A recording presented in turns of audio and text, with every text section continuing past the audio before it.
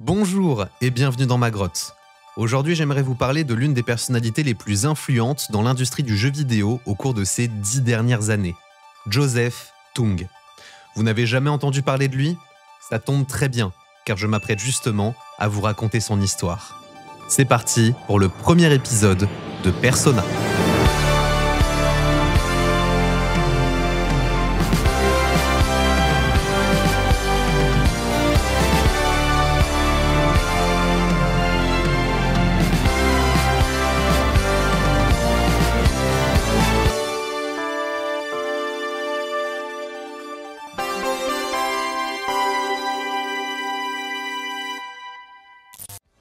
Tout commence avec Riot Games, créé en 2006 par Mark Merrill et Brandon Beck, tous deux d'anciens professionnels de la finance et du marketing passionnés de jeux vidéo. Ils affectionnent particulièrement les jeux du studio Blizzard, comme Warcraft, dont ils s'inspireront pour créer leurs personnages et leur univers. 3 ans après la création de leur entreprise, les deux collaborateurs, qui ont été rejoints depuis par plusieurs personnalités montantes de l'industrie comme Steve Fick, le développeur à l'origine de Dota, annoncent leur premier jeu, League of Legends. Le jeu est un MOBA, ce qui signifie Massive Online Battle Arena, et il a la particularité d'être free-to-play, ce qui était très rare au moment de sa sortie en 2009. Je ne vous retrace pas toute l'histoire de League, mais en gros, le jeu a commencé à gagner en popularité à partir de 2010, disposant de plus de 10 millions de joueurs seulement 1 an après sa sortie. Le studio se baigne évidemment dans les billets, et rien ne semble pouvoir empêcher League of Legends d'obtenir le monopole du marché du MOBA, tant il est devenu une référence universelle dans l'industrie. Pendant ce temps, notre protagoniste du jour, Joseph Tung, alias New001, un jeune programme manager chez Microsoft, décide de débuter une nouvelle carrière dans le jeu vidéo. Il est tout d'abord recruté chez Bungie, le studio notamment responsable de la conception de la franchise Halo. C'est d'ailleurs sur l'un des jeux de cette franchise que Joseph va faire ses armes, puisqu'il devient le lead producer de Halo 3. Fort de son travail sur ce jeu, il obtient le poste d'executive producer sur le prochain opus de la franchise, qui n'est autre que Halo Reach, un jeu qui a lui aussi marqué l'industrie. En tant qu'élément prometteur pour le studio, il est placé à la tête du nouveau projet développé par Bungie et édité par Activision, Destiny, premier du nom. Joseph poursuit donc son ascension au sein du studio et après la réussite commerciale et médiatique qu'a été Destiny, dont il est en partie responsable, Joe va jusqu'à diriger une équipe lui permettant de créer son propre jeu tout en bénéficiant des moyens financiers, humains et techniques de Bungie. Mais malheureusement, ce projet naissant restera à l'état de brouillon et aucune annonce ne sera faite concernant un éventuel nouveau titre dont la conception serait attribuée à Joseph. Il fait le bilan de son expérience chez Bungie et il se rend compte qu'il a dû prendre à de multiples reprises des décisions qui n'étaient pas dans l'intérêt des joueurs. Et il voit ça comme contraire à ses principes, comme il le déclara plus tard dans une interview pour PC Gamer. J'ai toujours eu l'impression que dans le modèle de produit en boîte à $60, je devais prendre des décisions qui n'étaient pas dans le meilleur intérêt des joueurs. C'était dans le meilleur intérêt de comment vendre le plus d'exemplaires possible dans les premières 48 heures. L'un des grands avantages du modèle de jeu en tant que service est que vous pouvez penser à long terme. Vous pouvez réfléchir à ce qui est le mieux pour le joueur à long terme et comment cela coïncide avec ce qui est le mieux pour l'entreprise. Je pense que cela vous permet de prendre des décisions globalement bien meilleures. Pour lui, le jeu vidéo doit être free-to-play pour maximiser son accessibilité auprès des joueurs. Il commence à se dire que si le studio pour qui il travaille ne l'écoute pas, il devrait penser à créer son propre studio. Cette idée est séduisante, mais elle devra attendre encore quelques temps, car une nouvelle opportunité alléchante se présente à lui. Une offre lui est faite en 2012, celle de rejoindre Riot Games. Cette nouvelle expérience lui permet de mieux appréhender comment créer et entretenir un game as a service, c'est-à-dire un jeu gratuit au sein duquel les joueurs peuvent acheter du contenu additionnel comme des objets cosmétiques, un battle pass ou des éléments de pay to fast. Il occupe tout d'abord le poste de gameplay lead pendant 2 ans avant d'être promu executive producer, son ancien poste chez Bungie. C'est donc à lui que nous devons la plupart des changements qu'a subi League of Legends sur la période s'étalant de 2013 à 2018. Et c'est d'ailleurs en 2018 que la carrière de Joseph va connaître un tournant majeur, puisqu'il va carrément devenir vice-président de Riot Games, disposant désormais de responsabilités dépassant de loin League of Legends. Il est alors en charge de LoL, de Wild Rift, la version mobile de League, et de Teamfight Tactics, l'auto-chess de Riot, le tout en siégeant au comité exécutif de l'entreprise. Il est donc désormais à la tête de Riot, qui est lui-même à la tête de l'industrie du jeu vidéo, ce qui permet à Joe d'élargir ses horizons et d'appréhender ce que signifie vraiment de gérer un studio et tous les aspects qui le composent. Joseph occupera ce poste pendant presque 8 ans, jusqu'en novembre 2020, date à laquelle il décide qu'il est temps pour lui de fonder son propre studio, maintenant qu'il a acquis toute l'expérience dont il avait besoin. Hey everyone, Joe here. You might remember me from the time I spent leading League of Legends at Riot. Or maybe, if you're a real grizzled ancient, you recognize me from my Halo days at Bungie. But today, I'm here to talk to you about something new.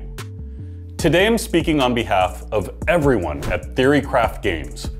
We're a new, small, and very independent game studio. We're out to make the deepest games in the world, games that are worthy of thousands of hours of play, and games that are just better when you play them with your friends. We became independent to give ourselves the freedom to take a big swing. So we took everything we've learned over the years about making super fun PvP games and set out to build something fresh, a new competitive adventure for you and the squad. Let me just show you. Le timing de la création de ce studio vient peut-être du fait qu'un an auparavant, Steve Fick, dont on a parlé un peu plus tôt, connu pour avoir presque inventé le genre du MOBA, a lui aussi fondé son propre studio indépendant, Hidden Leaf. Un studio qui a d'ailleurs connu une histoire tragique et qui pourrait représenter une vidéo à part entière. Ce choix de Joe de fonder son propre studio survient un an après que Riot fête ses 10 ans et annonce le lancement de plusieurs projets comme Valorant, alors appelé Projet A, 2XKO, le jeu de combat de Riot appelé jusqu'à peu Projet L, un MMO, un hack and slash et même un nouveau studio d'édition, Riot Forge. Et ces annonces, qui devaient représenter un nouvel espoir d'expansion de l'univers de Riot, devinrent finalement les prémices de la dégringolade du studio. Valorant a su se faire une place sur le marché du FPS compétitif, égalant même Counter-Strike en termes d'audience, mais c'est bien le seul jeu que Riot a supporté jusqu'à son terme et entretenir sur la durée.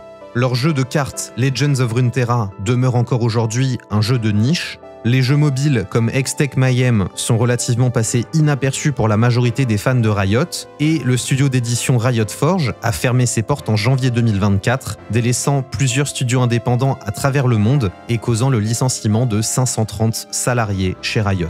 Parallèlement à ces projets avortés ou jugés décevants et résultant de mauvaises décisions par Riot, le MMO, initialement annoncé en 2019, a connu de nombreuses problématiques au cours de son développement, jusqu'à connaître un reset total en 2024, à la suite du départ de l'exécutif producteur du jeu, Greg Street, alias Ghostcrawler, qui est allé fonder son propre studio afin de créer un MMO. Ironique. Bref. Entre toutes ces mauvaises nouvelles, l'arrêt de la série Arcane après seulement 2 saisons et le backlash relatif au skin de Faker, on ne peut pas dire que Riot est au beau fixe depuis le départ de Joseph. Mais justement, de son côté, tout va pour le mieux.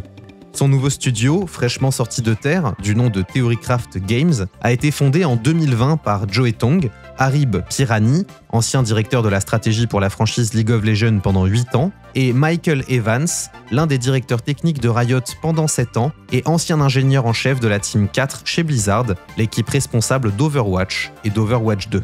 En plus de ces 3 fondateurs disposant déjà d'une expérience solide dans l'industrie, le studio compte parmi ses effectifs un bon nombre d'anciens salariés de Riot Games avec qui Joe a pu travailler par le passé, ainsi que de nombreux développeurs chevronnés ayant travaillé sur Overwatch, Valorant, Halo, Dota et même Team Fortress.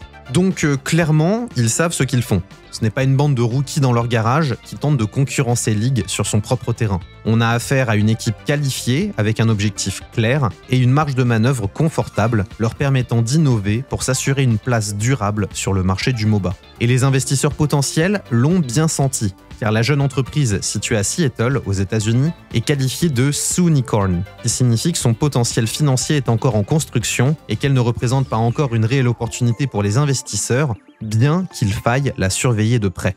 Grâce aux relations de Joseph et à la confiance que de nombreux acteurs et investisseurs de l'industrie lui portent, il parvient tout de même à obtenir un capital de 87,5 millions de dollars pour son studio, composé de 2 vagues d'investissement, la première de 37,5 millions de dollars en 2021 grâce à un fonds d'investissement de NetEase, une entreprise chinoise, et la seconde de 50 millions de dollars en 2022. Cet apport permet à Joe ainsi qu'à ses collaborateurs d'œuvrer en suivant leur conviction de mettre les joueurs au cœur de leur démarche, sans avoir à penser à la rentabilité comme mot d'ordre principal.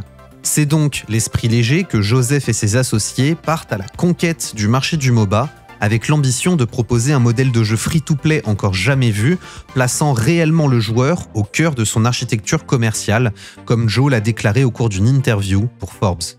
Nous nous qualifions de studio outside in, ce qui signifie écouter les joueurs, comprendre profondément ce qu'ils demandent et être vraiment humble face à nos erreurs lorsque nous en commettons. Avoir cette relation directe et intime avec les joueurs est, selon nous, assez rare dans l'industrie. Après tout, le studio s'appelle Theorycraft, car pour Joe, le theory crafting est l'action la plus gratifiante pour un développeur que de voir les joueurs se passionner pour le jeu qu'ils ont créé. Cela signifie qu'il est digne que l'on y investisse des heures à spéculer et débattre du meilleur build, des possibilités d'une compétence ou de tout ce qui fait la profondeur de son gameplay. C'est vraiment ça qui fait vibrer Joe. Proposer une véritable expérience vidéoludique plutôt qu'un simple produit de consommation oublié en quelques semaines uniquement pour satisfaire quelques gros bonnets. Il veut proposer un jeu qui lui plaît à lui en tant que joueur, avant toute chose. Un jeu qui mérite d'y investir son temps, qui tient ses joueurs en haleine des centaines, voire des milliers d'heures, tout comme il l'a fait avec League of Legends, la soif de rentabilité à outrance en moins. Et ce beau projet a d'ores et déjà été annoncé le 28 juin 2023 sous le nom temporaire de Projet Loki. Et ce sera un Battle Royale.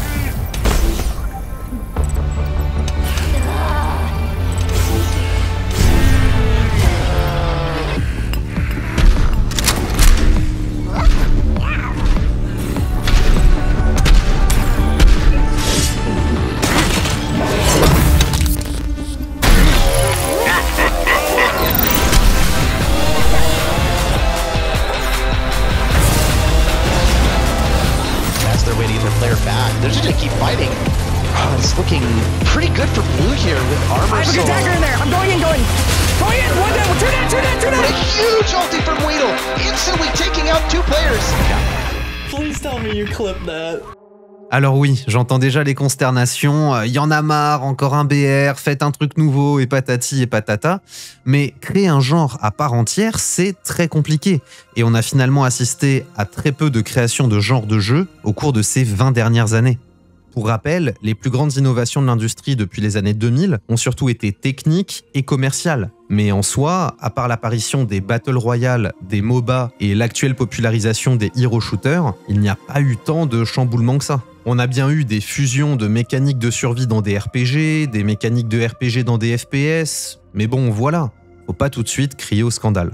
Mais pour le coup, il y a un twist, parce que ce n'est pas n'importe quel BR, Harry. C'est un Battle Royale auquel ont été mêlés des éléments de MOBA. Pour les joueurs habitués du genre, vous y verrez probablement des ressemblances, tant sur le plan esthétique qu'au niveau du gameplay, avec Battlerite Royale, le jeu développé par le studio Stunlock, mais, à la différence de ce dernier, le projet Loki a l'air de ne pas avoir été pensé comme un cash grab. En tout cas, ça n'y ressemble pas. Parce qu'on a tendance à se hype toujours plus vite à notre époque, donc il faut quand même doser. Pour l'heure, il est encore trop tôt pour se prononcer sur l'éventuelle réussite du projet Loki, puisque le jeu en est encore à sa pré-alpha, comme Joseph et son équipe s'amusent à le dire. Mais une chose est sûre, il a du potentiel. Malheureusement, le potentiel ne suffit pas toujours à être un bon jeu. Et surtout un jeu durable. Souvenez-vous de Crucible, le jeu mort-né d'Amazon Games, d'Omega Strikers, dont les bêtas étaient phénoménales, mais qui n'aura vécu qu'1 an après sa sortie, ou encore de Paragon et de son remake, Paragon Overprime, qui seront morts dans l'indifférence la plus totale, malgré la hype qu'avaient créée leurs annonces respectives. Tous ces jeux étaient originaux, beaux, avec une richesse de gameplay, et pas toujours un modèle économique hyper agressif. Sans parler de Battlerite, un jeu presque identique sur le papier au projet Loki, dont la player base n'aura jamais décollé. Mais l'heure n'est pas non plus au deuil pour le projet Loki, puisque le jeu n'a pour le moment connu qu'une pré-alpha, et qui en plus a été couronnée de succès, puisqu'elle a réuni plusieurs dizaines de milliers de joueurs en Amérique du Nord et en Europe, alimentant une hype totalement inattendue. Le trailer de lancement de l'alpha qui a suivi quelques mois plus tard cumule tout de même plus de 11 millions de vues sur YouTube, et tous les plus grands streamers ont voulu essayer le jeu, le faisant découvrir à leur communauté par la même occasion. Je fais partie des premiers arrivés dans l'aventure, puisque j'ai participé aux différentes phases de test de pré-alpha en 2023. Et je dois être honnête, je n'avais pas beaucoup d'espoir pour ce jeu. Mais force est de constater qu'il commence à me plaire de plus en plus, et j'espère vraiment qu'il connaîtra ne serait-ce qu'une final release. Je sais, c'est tellement triste dit comme ça, mais j'ai connu trop d'ascenseurs émotionnels dans le gaming ces dernières années pour encore faire preuve de naïveté. C'est donc avec des espoirs modérés que j'assiste à la poursuite du développement de ce jeu désormais connu sous le nom de Supervive, dont l'open beta a été annoncé pour la fin 2024. Je vous recommande d'y jeter un coup d'œil si vous aimez les Battle Royale, les MOBA ou si vous êtes simplement intrigué parce qu'on pourrait bien assister à la naissance du premier concurrent sérieux à League of Legends depuis sa création en 2006. Toute cette histoire me fait penser à Dreamhaven, dont j'ai déjà parlé dans une ancienne vidéo. La conclave de studios créée à la suite du démantèlement d'Activision Blizzard et de la fuite de ses acteurs les plus célèbres qui ont décidé de recréer leur havre de paix. Et voir tous ces acteurs de l'industrie du jeu vidéo être passionnés et chercher tant bien que mal à défendre leurs droits à l'originalité, leurs idées et leurs envies, cela remplit mon cœur de gamer d'espoir pour l'avenir. Un avenir qui ne sera pas constitué exclusivement de titres tous plus plats les uns que les autres et n'ayant pour seule raison d'exister que la rentabilité. Le jeu vidéo est avant tout un art, un moyen d'expression, une passion qui réunit des millions de personnes sur la planète, et il mérite mieux que d'être un simple produit de consommation. Et c'est grâce à des gens comme Joseph Tongue que nous pourrons continuer de nous divertir en jouant à des jeux faits par et pour des gamers. Merci d'avoir regardé cette vidéo. Si elle t'a plu, pense à liker, commenter, partager et t'abonner pour ne pas rater les prochaines. Et moi je vous dis à bientôt, prenez soin de vous, bye bye.